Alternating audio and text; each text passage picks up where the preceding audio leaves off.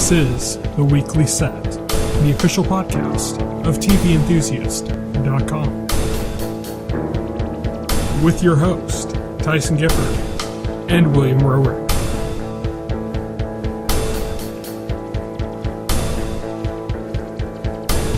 Episode 104, recorded April 20th, 2017. Hello, everybody, and welcome to The Weekly Set, the official podcast of TVEnthusiast.com. I am your host, the editor-in-chief of TV Enthusiast. My name is Tyson, and joining me today, as always, is my co-host here, William Rowick. Hello. So today we are going to be talking about the season finale of The Magicians and the last two episodes of the first season of Legion. So we're bringing these two shows to an end, at least for now. So we're going to start things off with Magicians. This is season 2, episode 13, the season finale, entitled, and the title's weird because it was called like It Has Begun or something on our screeners list, but everywhere else I have it listed as We Have Brought You Little Cakes, which I think is the more appropriate. Appropriate, yeah. Little cakes, yes. It's just more appropriate, and it's also appropriate because the season 1 finale was titled Have You Brought Me Little Cakes or something like that. So. Oh yeah, it was, wasn't it? So it kind of parallels. It's like a call and return. So I'm gonna go with We Have Brought You Little Cakes as the official title of the episode. Okay, that sounds good to me. I approve. Right off the bat, it starts with an Ember doing an introduction narration about basically his influence on everything that's been happening, which seems to be even more than we thought. Right. Him manipulating situations. He claims to have influenced pretty much everything that happened in the season. Not just even in the season, but even in leading up to stuff that happened last season. I mean, it's not clear if Ember's being entirely truthful with the audience. He's also a bit of a braggart, so he's also a bit of a braggart. So, but it was that was really entertaining for me to hear Ember like go on about all this stuff and bragging about it. Kind of like quickly reviewing the series through Ember's perspective, which I thought was interesting and funny. So I like that opening. Yeah. I really did. Ember's just growing bored with Fillory, and so he wants to bring it to an end just because he's bored. Yeah, just because he's bored. It's bored. It was just entertainment for him. It was like, yeah. It was like The Magicians is to us, if you want to get meta with it. It's like Fillory was his TV show, and it's gotten boring. Yeah. And so he's gonna cancel it. So moving a little bit away from Ember for now, because that's kind of like the big part of the episode that we'll get back to. But we had a scene in which Katie is negotiating with the deaf magician who she had met before that worked at like the BuzzFeed-like company for a way to save Penny to cure his magical ailments that he got from going into the poison room. But in order to do so, she has to agree basically to be like a mole, in which she's basically going to use Penny as a mole in the library, without Penny knowing he's being used as a mole. Right, so much. Katie putting herself kind of in a complicated situation in order to try to save Penny, from this magical poison. But that's a little bit of a setup for something we'll talk about later. But the main thing, like as we mentioned before, that's going on in this has to do with Ember. So, Ember wants to destroy Fillory because it's boring. Margot finally finds a solution to get Ember to answer them. Basically, by talking to the fairies, she gets like a plant that has like an aroma that will entice gods like Ember, and suggests that they bake it into little cakes. Mm-hmm. Yeah. Which is something Margot was able to realize where the discussion was going because she remembered Ember asking for the little cakes, like when they first addressed him. Yeah, when they addressed him, because one of the first things he said to them was, "Have you brought me little cakes?" Yeah. So we already knew Ember had a weakness for little cakes and just baking this. So they decide plant into them. So they have this served. They're like, we're gonna make this into little cakes. Meanwhile, Quentin is visiting Umber and gets taken away to the land formerly known as Cuba, which he's discovering is like just this incredibly bland place. Oh yeah, it's like some boring, lifeless city or something, and then like he makes linguine. Everything's like symmetrical and everything's symmetrical. He makes linguine, and the linguine is like just bland and tasteless. Yeah, it's like. And Quentin's trying to explain to him why sometimes a little bit of chaos is good in, spicing up people's lives. While that's happening, we have Ember finally visiting the king and his people in Fillory, where they're trying to convince him to keep Fillory around. And in doing so, they bring up his brother Umber, and talk about when they created it together. And you start to see that there's like this kind of animosity between the two, where they don't really respect each other. Right. Because Ember reacts kind of like, that, bastard, he thinks he did so much and he, just took credit for this. And then you cut back over to Quentin with Umber, and Umber's basically reacting the same way. Yep. It parallels, like it's cutting back and forth, showing that they're like both going off on each other, basically. All of this ends up falling into a plan in which Julia, sneaks, the world formerly known as Cuba into Fillory. Yes.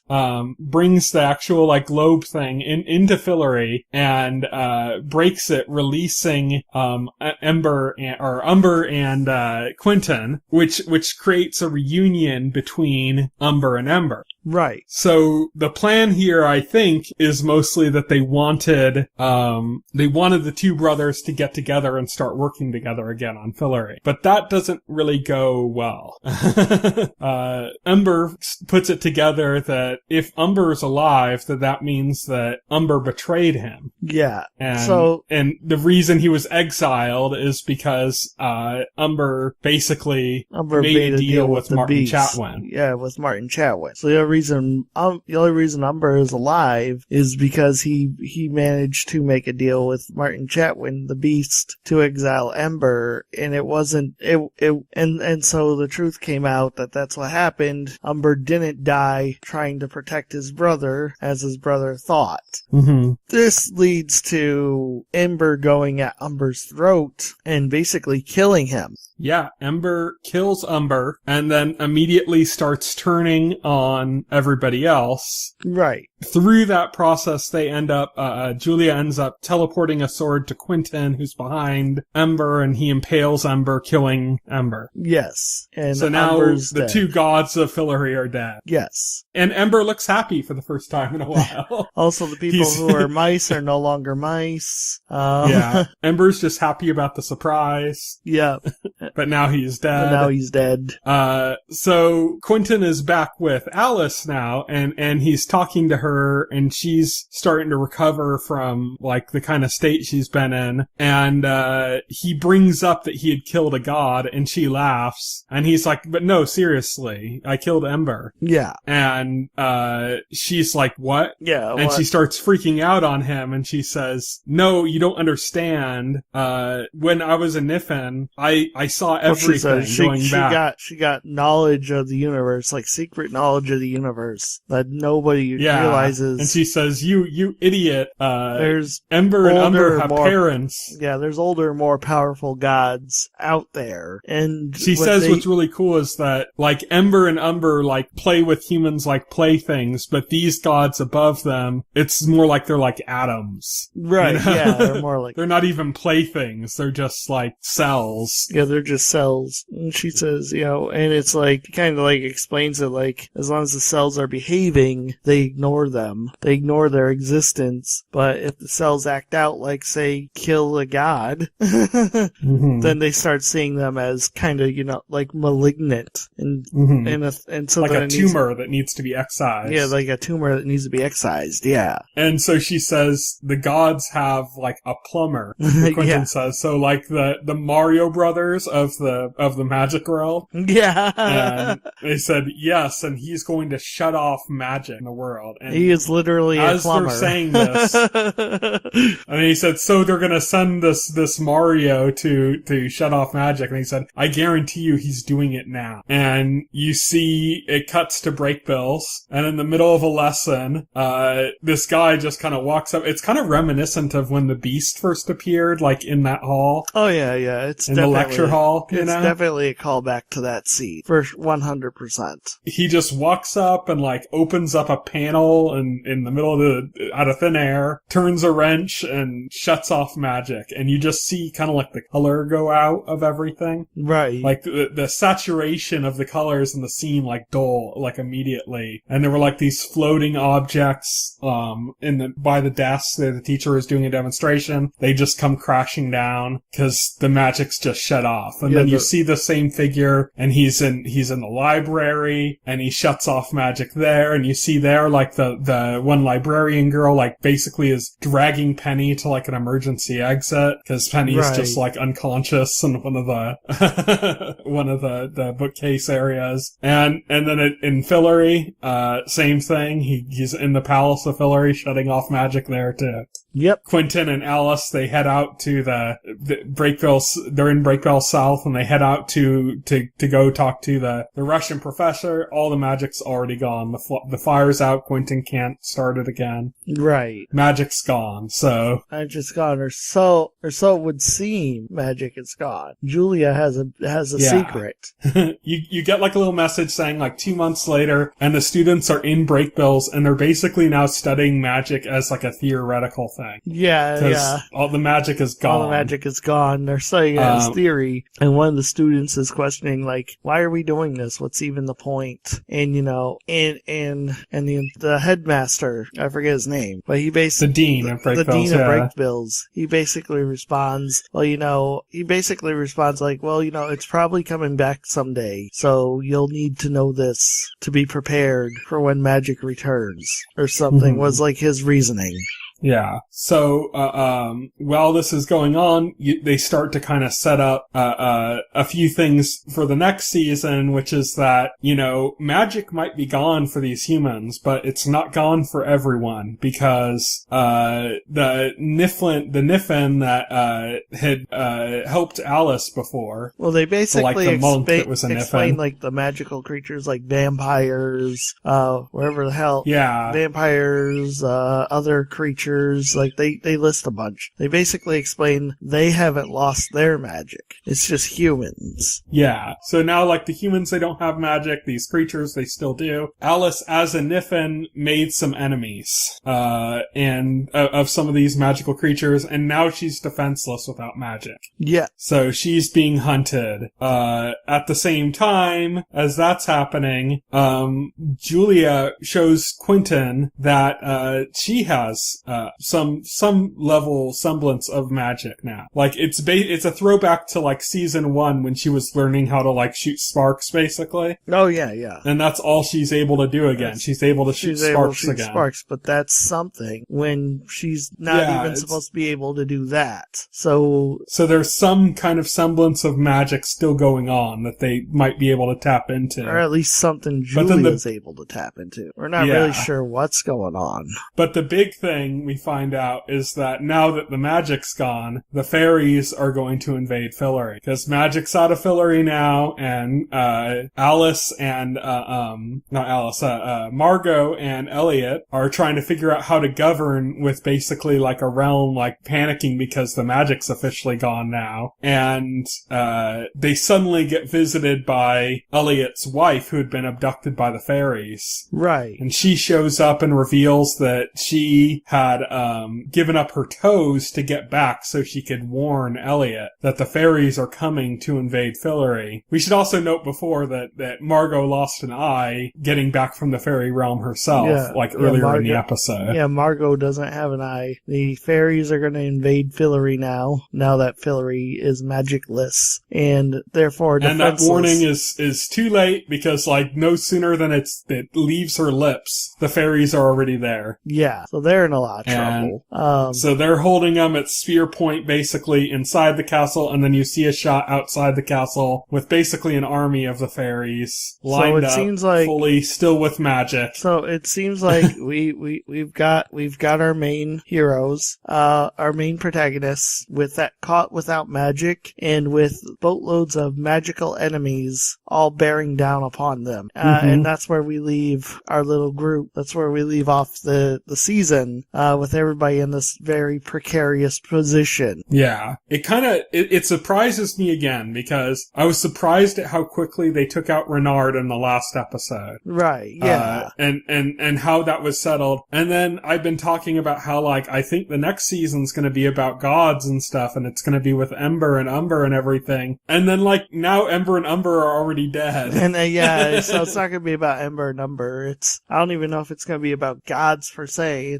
It's gonna be about a world without magic, apparently. And about the creatures that still have magic and their vendettas and their vendettas. It's gonna be kind of about bringing magic back to the world, I guess. Yeah. So it's gonna be interesting to see where this goes from here.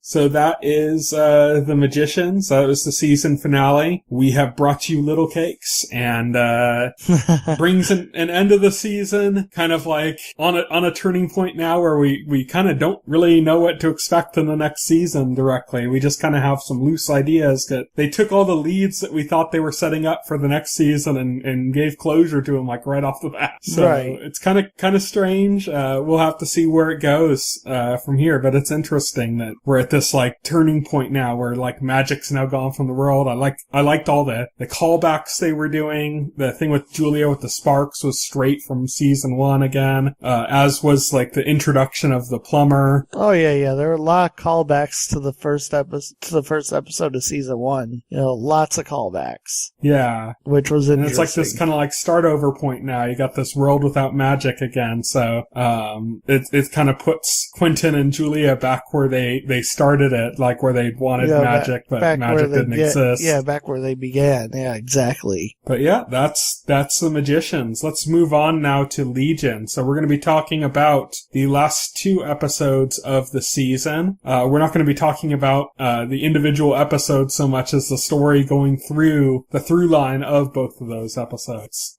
Since the whole thing is just an 8-hour movie anyways. The through line was basically the setup and the final confrontation with the Shadow King, really. We do have a surprise character show up in the middle of it, but basically basically the plan was enacted to get to save everybody from the illusion the Shadow King set up to trap everybody in, which was the illusion of the mental hospital. And basically systematically everybody's pulled out of that illusion. David is actually locked away in his own mind by the Shadow King. He's trapped. So the Shadow King has full control over David's body at this point.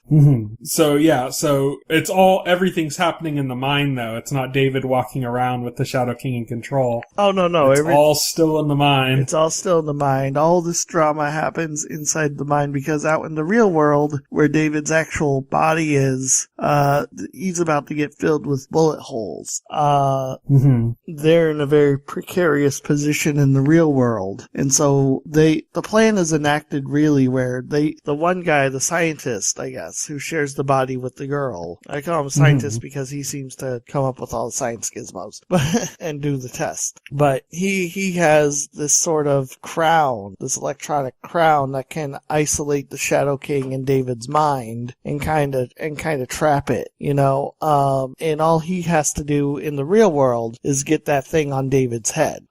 Seems like a simple task, but it's not. We find, yeah.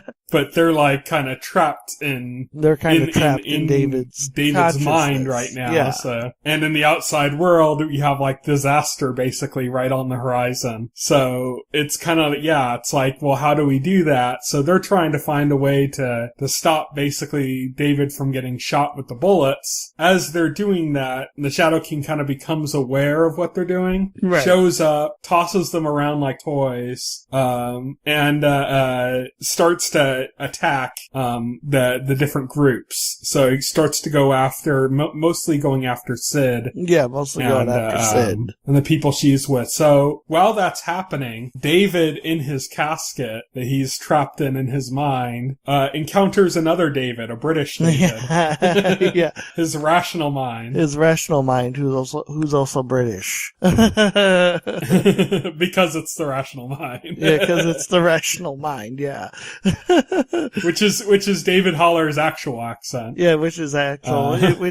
Oh my god, it is so jarring to see him speak with his real accent, and then to hear him with his David. He does such a convincing American accent. It's insane. Like, it sounds completely, I don't know how I don't know how somebody can completely transform their accent like that. Like, I've seen, like, on The Walking Dead, I know the actor who plays Rick has a British accent in real life, and he tries to do, like, a Southern accent, but it's not such a dramatic transformation, you know, when you hear him talking normal. It's not, but this was just in the same scene, so you can compare and contrast right away. It's pretty incredible. You know, I was kind of blown away by that. But through talking to his rational mind, David is able to figure out that he's not actually trapped, that he has control of his own mind. And in doing so, his rational mind convinces him to teleport them to a classroom, still inside his mind, to imagine a classroom with a big blackboard. So they go to this classroom. It's like a lecture hall room with like a series of blackboards. Engage in some exposition. Yeah. Pretty much. Straight up exposition time now. Yeah.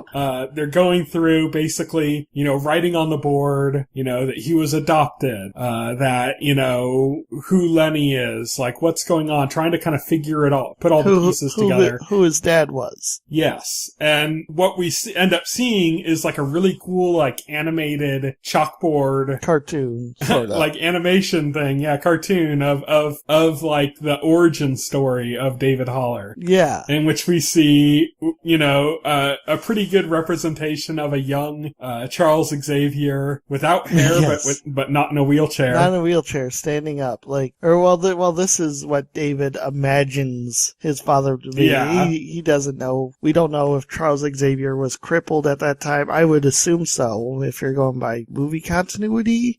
Because as far as I know, in the latest movie... I know in the comics, when Xavier faced off against Farouk, the Shadow King, when they did have their battle, he was not in a wheelchair. Okay, because... in the comics. He definitely did not have a kid in first class when he got crippled. So if this is following movie continuity, which I assume it is, who knows? Loose connection to movie continuity, I guess. But we see that, you know, going through the story of why, you know, based on things that Lenny had said to him, you know, why his parents would have given him up. The fact that they battled, and the fact that the battle they had must have been psychic, and the fact that this mutant exists as this parasite is because after Xavier, you know, his father, him not knowing it's Xavier, defeated very Farouk. subtle, but like, of course, you see Xavier's bald. He's depicted as a stick figure man, but he's bald. Yeah. But then all stick figure people by default are bald unless they're like supposed to be female. Then they have the hair. But the only stick figures you see are him and his mom, who of course has hair, and the baby, and then the monster's a monster. So the bald person is the father.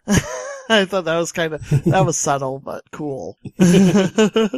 Yeah, so his father defeats the Shadow King, but the Shadow King's mind somehow survives and goes off into the what do they call it? The astral plane. Yeah, the astral plane. Yeah, which to survive, it eventually possesses a young David Haller as a baby, right? And basically makes him think he's insane. Basically, then there's the callback to the first episode of the season, which the season starts by going through David's life up to the point where he's in the mental hospital. It goes from when he's a baby up to there, and the first thing you're thinking of, well, that's neat, but what's the point? Like, is that's just an introduction to David? You don't really know what the point of that was, and then by this episode, you get the point of that entire montage. It was to show basically the Shadow King's effect on his life, which was a very negative effect. Like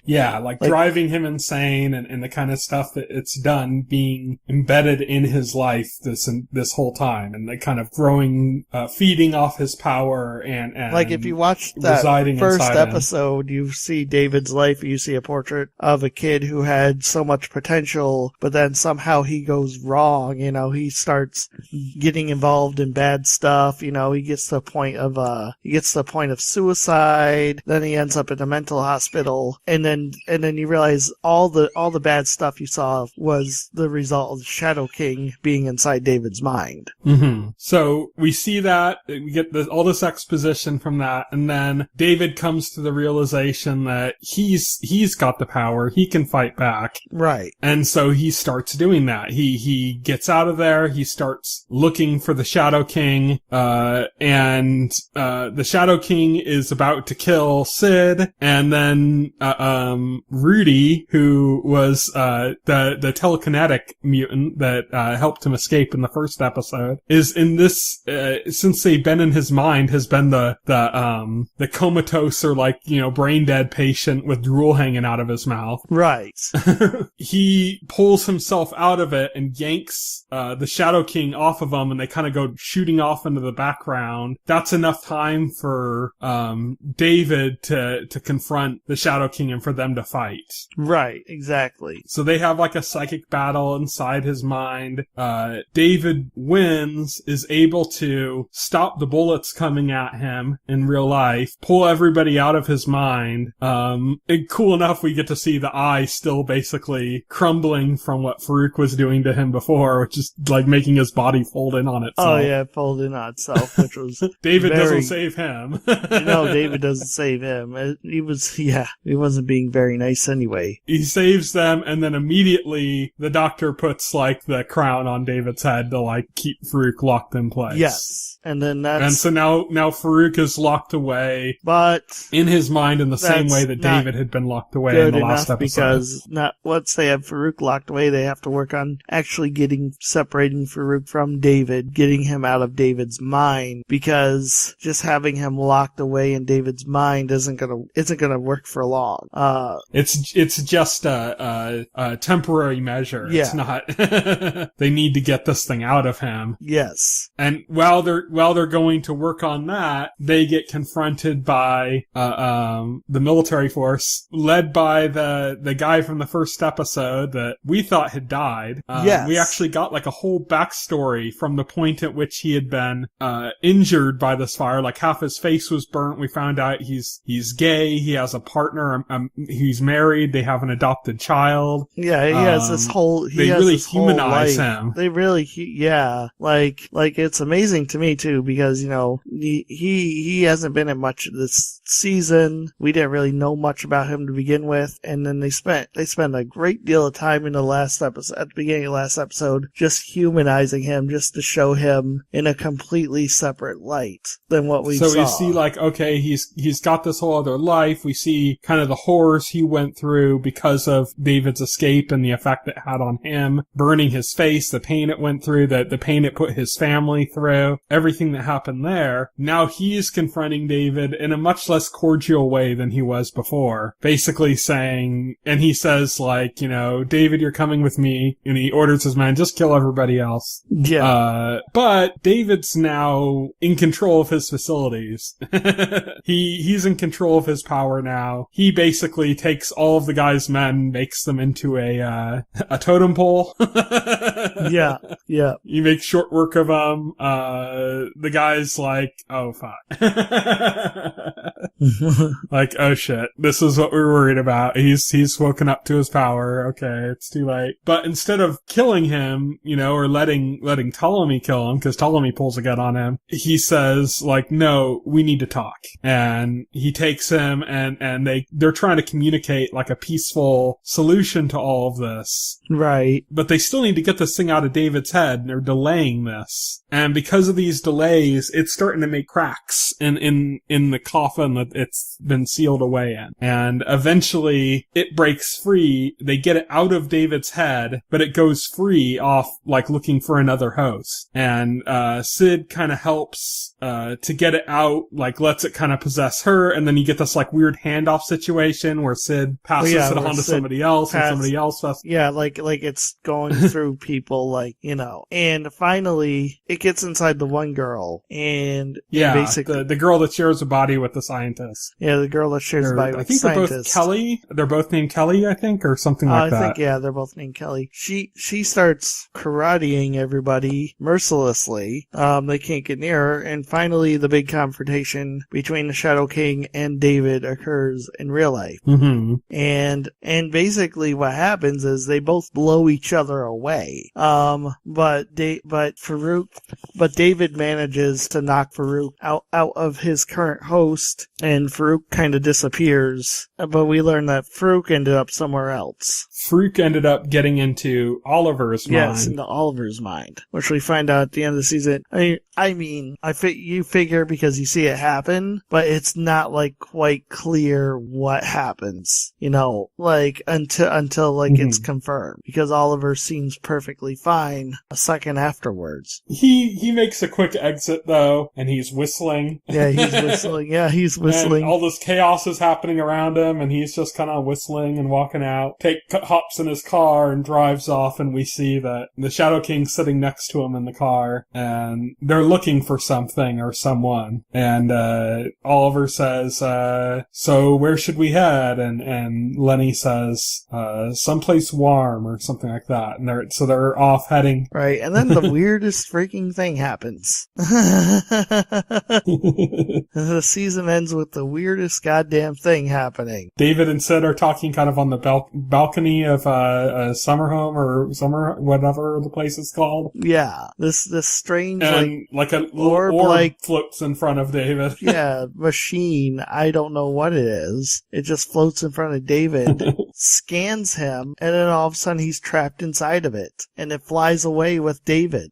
You don't know where it came from, what the hell it's even doing, what the motive behind. Nothing. It's just the most random thing that, you know, that could possibly happen. I think it's related to the government. Well, I think it's related. It's related to something. I mean, there's something behind it it's going to get expanded upon. But for now, it's like, you didn't see that coming. That's totally random. You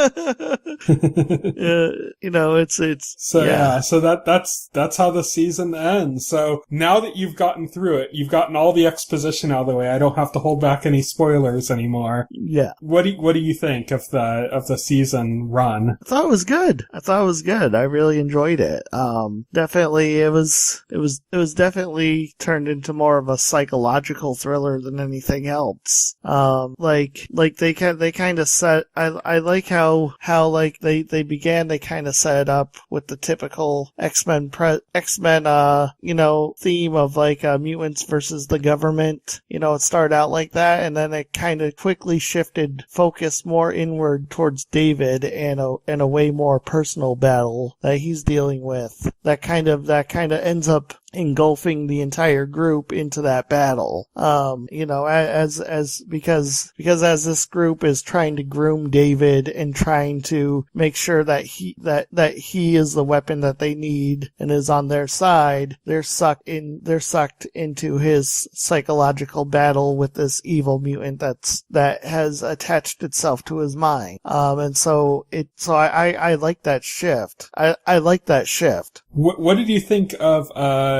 just kind of like the weird experimental approach to some of the storytelling, with them kind of every so often being like in like silent film mode with like the title cards with the dialogue and... I didn't mind it so much for what they're doing. I thought, well, that's interesting. I don't know. I think maybe the silent film mode stuff was kind of like superfluous and maybe a bit self-aggrandizing, but I didn't mind it. I thought that, oh, this is neat. They're experimenting with things, so it's cool. What did you think of Aubrey Plaza's role, like as it kind of developed into like the main villain of the series? I thought that was great. I thought she did a brilliant performance as the Shadow King. I mean, I read an interview where originally Lenny was gonna be a dude. The Shadow King is a dude. Actually, I shouldn't say originally the character is male, but they ended up hiring Aubrey Plaza because she did such a great job. And I think Aubrey Plaza said, they said they didn't change any dialogue for her. They didn't change anything about the character for her. She just played the character straight as a male. And her performance was so excellent that they decided to go in that direction. I really liked her role in it. I like how dark it started getting as it went further in. Right. She was looking downright ghoulish in the last couple episodes. God. She was hard to look at in like the last episode because it was like she looked like a zombie, but it was totally disgusting. Like the effects and stuff, I was just like, this is painful. Can she like take on a more pleasant appearance? Like, this is like, man, she was like basically a zombie in the last episode, and it was like it was pretty gross in my opinion. But that's good. Where do you think they're gonna go with season 2? No clue. I mean, Shadow King's still out there. I don't know if they're gonna put any major focus on the Shadow King for season 2, because it seems like you wouldn't want to you wouldn't want to rehash that plot point unless they're going to do something completely new with that. I think, the Shadow King and Oliver are pursuing something now. Yeah, so I'm guessing they're gonna have their own storyline in the next season, and then we got this weird thing with David being kidnapped by who, by what, by is it human, is it mutant, is it alien? We don't know. You think we're gonna get a Charles Xavier appearance? That's really tough. Because I know I was reading an interview with Noah Hawley, and they asked him if, Xavier and stuff would show up in Legion in the first season, and he was like, well, we're kind of going to hold off on that. And part of the reason was, getting the actor who plays Xavier in the movies. Patrick Stewart, not Patrick Stewart, because I don't think it would be Patrick Stewart, but getting... Well, it's modern, that's the thing. We found out, we have pretty concrete evidence now that the show is modern. That even though it has this 70s aesthetic, it's modern. Well, getting either, or James McAvoy to appear on the show would be pretty expensive, But here's the thing, if they do a small appearance, because I saw an episode of The Graham Norton Show, which is like a British talk show where they have a bunch of celebrities on the couch at a time, all kind of sharing stories with each other and talking. And they happen to have, because of Logan hitting theaters at the time, which was out around the same time Legion was starting, they happened to have both Hugh Jackman and Patrick Stewart on the couch, as well as the actor who plays who plays David Haller, right, in the series, who plays the lead. And somebody had brought up, could we see Charles Xavier make an appearance in Deadpool pool or something like that, they said. And then, like, he was like, oh, I don't know, maybe, something like that, you know? And then, the guy who plays, David Haller actually piped up and said, how about Legion? Like, directly to Patrick Stewart in front of an audience. And Patrick Stewart actually looked kind of interested and excited. Oh, okay. Like, it was a very sudden question to him. Like, it took him kind of by surprise, and he looked kind of into it. He'd probably be down with it. Like, if Patrick Stewart seems like the type of guy, he'd be like totally awesome to do it. He does TV. He just had a TV show that was canceled on Starz. Called Talk. Oh yeah, I know that. So he's not like an anti-TV snob. It would probably be, it would probably be easier to get Patrick Stewart than it would be to get James McAvoy. It depends on which version of Xavier they want to go with, you know, or depending like on the circumstance, you know. We don't know what even the circumstances would be. I saw that appearance and I thought that was like, ooh, that would be kind of interesting. I don't think they'd have him on as like a huge role or anything. It would be like a small cameo. Just the thing about the X-Men film universe is, and people complain about this, is it's actually kind of already very confusing, very contradictory. There are things that have been retconned. Yeah, I think if they did it, I don't think they would do it like a big, they wouldn't like have David meet Xavier. I mean, I don't think that would happen. I think they would have like a very brief cameo. There would be like a, oh, cool moment. I remember it wouldn't even necessarily tie the universes together. I remember like in Deadpool when Colossus handcuffs Deadpool and he's dragging him, presumably gonna take him back to X-Mansion. He's like, and Deadpool's like, am I going to meet Patrick Stewart or is it James McAvoy? In the scene.